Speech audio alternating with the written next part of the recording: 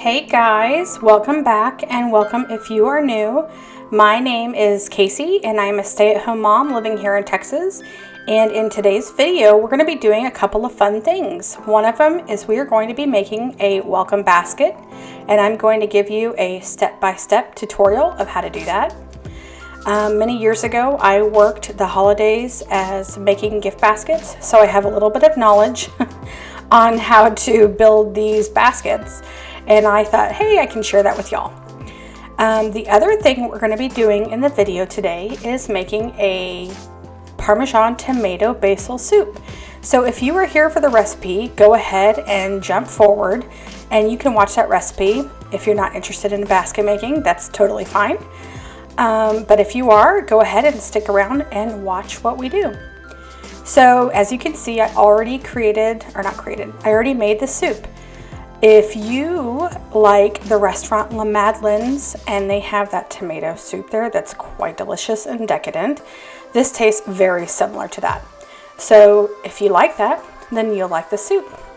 So what I did just to kind of jazz up this jar of soup was just add a little ribbon around it and a tag that just says heat and enjoy. I'm a firm believer in adding a bow to just about anything. Adding a bow to any sort of gift can just make it seem so much more special and pretty, so why not? We're going to go ahead and start off by wrapping our champagne bottle in this cellophane plastic bag. So you can also buy cellophane on the roll, but this is what I had, so I thought this is what I'll use. And it's really easy. You just gather the sides in around the bag, around the bottle of champagne, and then you're going to go ahead and tie it off with ribbon or wire or whatever you have. In this case, I'm going to be continuing to use this buffalo check black and white ribbon. And this ribbon was cute. It was a little tricky. It was actually elastic, which I had not worked with before. But it turned out really well. So I'm going to snip the ends to however short you like them. And what I'm going to do now is I'm going to snip off the excess plastic that's on the top. You don't have to. I think it looks better if you do. So you're going to go ahead and angle your scissors pointing up and very carefully snip it. And then you're just going to pull on the excess plastic. It's going to just glide like butter. It's going to come right off. It's very easy.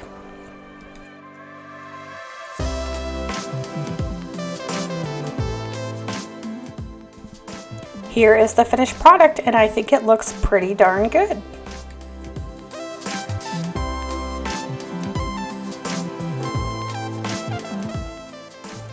So next I'm going to be wrapping the baguette bread in this butcher paper. Now you don't have to, but I thought why not? It just adds a little more pizzazz to your basket.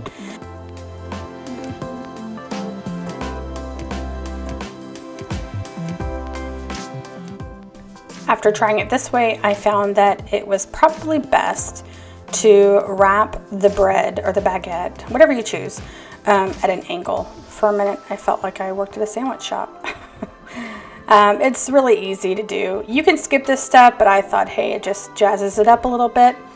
And I used some jute twine to secure it and tied a little bow, but you could also use a sticker just to stick the paper in place.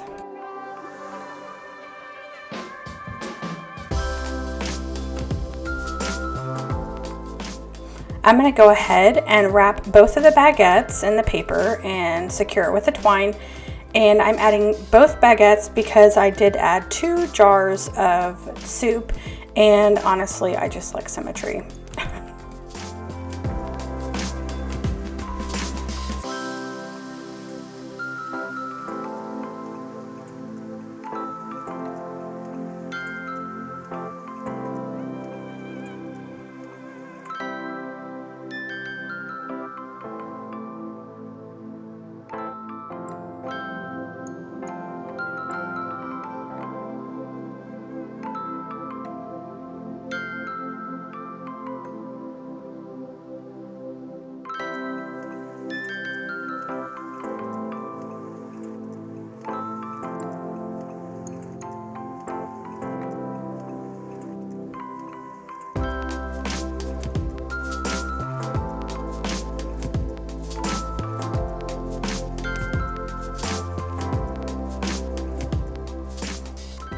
So now that I've got all of my big things wrapped, I'm going to go ahead and start filling the basket. Now remember from before in the holidays, I said to put something down first so you're not using just crinkle paper. So I had this other filler that I found at Hobby Lobby, and then I'm topping it with the crinkle paper. So they have several different colors. I just thought white and brown. I thought it would look cute and a little rustic. So that's what I did.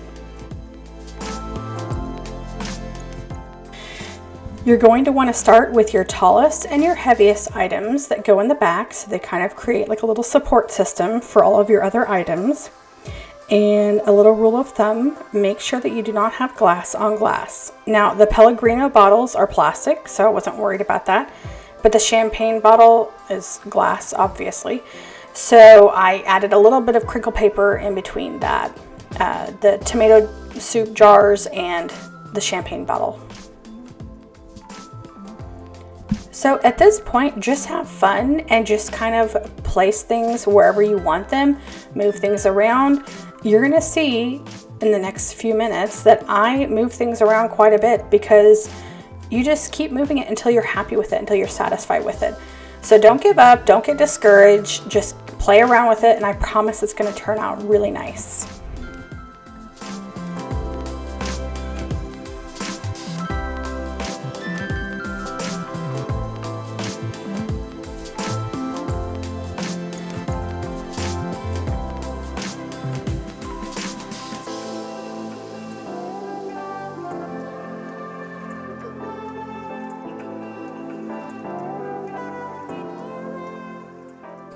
Tissue paper is a great way to create height when you're trying to make different kind of levels within your basket.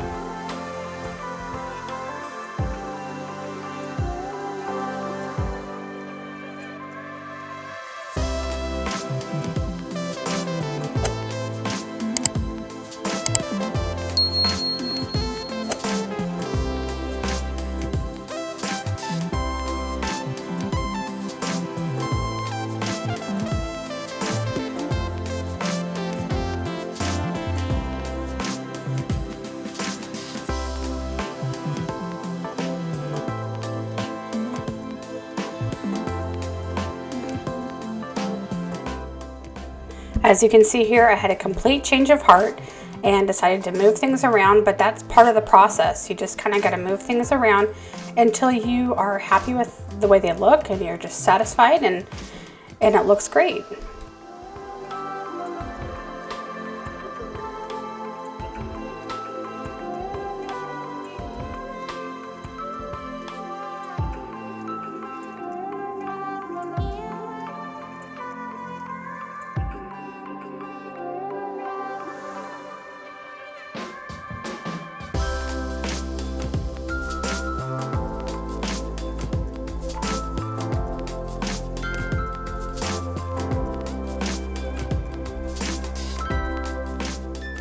Here is the finished product, and I'm quite happy with how it turned out.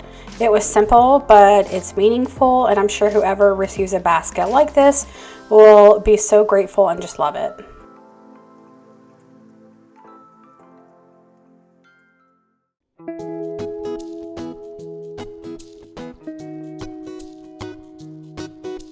So now it's time to go ahead and get started on that soup recipe.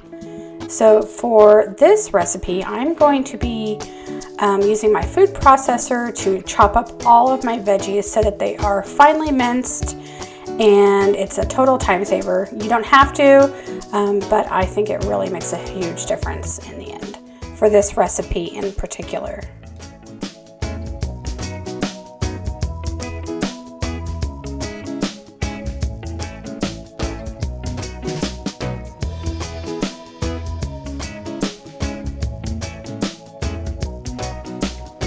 Okay guys, so for this recipe in here, you saw I had 4 stalks of celery, 3 to 4 medium carrots, a half a large onion, but I had went ahead and added an entire onion because I thought, why not? It'll be good. I'm going to add some garlic in here. We're also going to melt some butter. And then here are the other items I have. Let me show you guys. So the other items that I have here, I have oregano, parsley, basil, a bay leaf, salt, and pepper. 4 cups of chicken broth. 1 to 2 cups of, you can do milk or heavy cream or half and half, whatever you choose. 1/4 cup of flour. And 2 cans of these fire roasted diced tomatoes.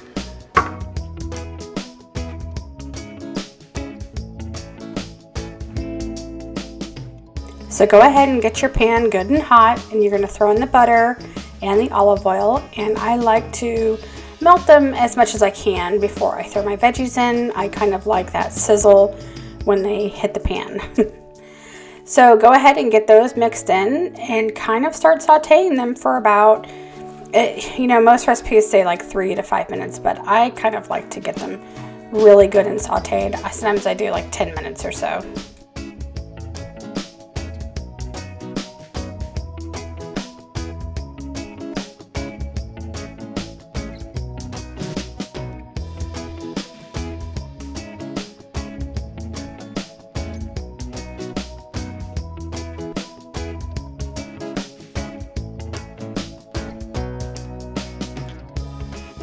So once your veggies have been sauteed and are nice and tender, you're going to go ahead and add in that 1/4 cup of flour.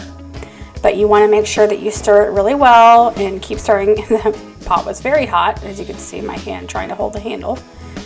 So keep stirring and get that all incorporated. And then you are going to slowly start adding your chicken broth.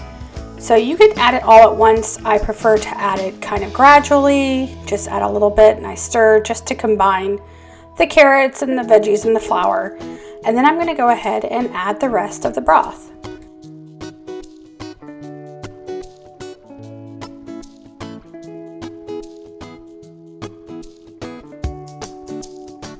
Go ahead and add both of your cans of the fire roasted tomatoes, and do not drain the cans, use the juice as well.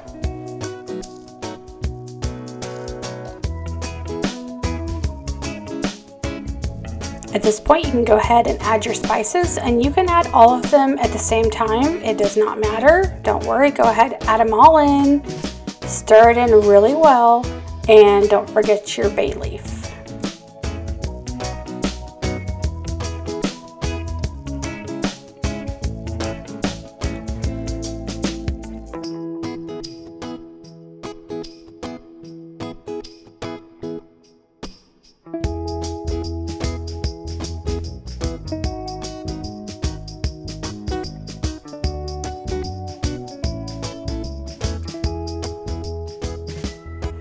So once your soup has been brought to a boil, go ahead and stir it up again. And this is when you're going to add your Parmesan cheese and your cream or your half and half or your milk, whatever you prefer to use in this recipe. Give it a good stir.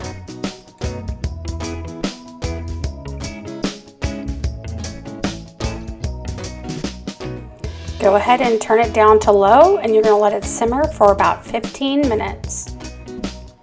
So once it has simmered and all those flavors have kind of blended well together, you're going to go ahead and get your immersion blender, and you are going to blend this soup up. So if you don't have an immersion blender, you can absolutely use your regular blender, but be very careful when you're ladling it in there because this is very hot soup, obviously. But you could also leave it, you know, as is. You don't have to blend it, but I think for this soup, it's best when it's smooth and creamy.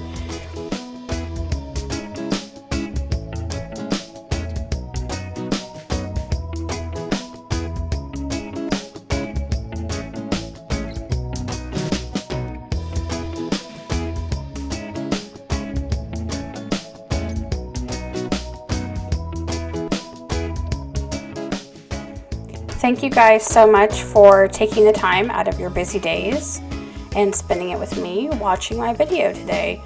I really appreciate it. You have no idea how much I appreciate your views and your thumbs up and your comments and your subscribes. They all mean so much to me, and I love it when you guys comment, and I always comment back.